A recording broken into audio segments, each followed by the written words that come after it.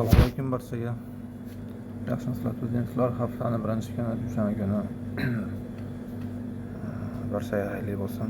Bu hafta inshaalloh barakatli bo'lsin. Xo'p, biz aviakompaniya Pobeda aviakompaniyasi haqida bir qator ma'lumotlar berib o'tib ketsak, bagaj urushmay keladi.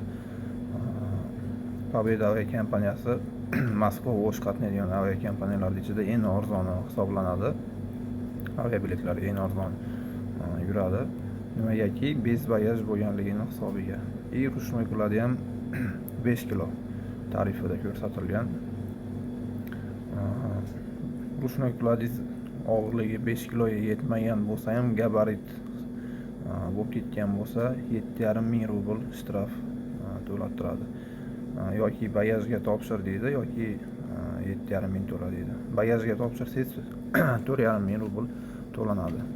Shuni hisobiga biletlarini arzonsigina chiqaradi.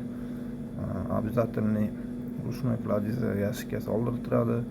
Yashigiga 25 ga 30 и 37 kun shunday razmerda bo'ladi. Pobeda aviakompaniyasining yashigi.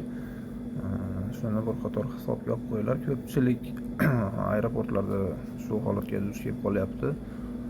Iloji yo'q, chiqarib yukimni tashlayveraman desangiz tashlab yoki bagajga topshir yoki ruchnoy kladga to'la deydi.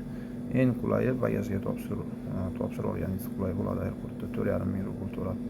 Undan ko'ra agar bagajlar yoki yuklar ko'proq bo'lsa ruchnoy kladinglar. S bagajom Aeronomad bor, Ural bor, aviatrafik aviakompaniyalar bor. Eng yaxshisi aviatrafik bilan Aeronomad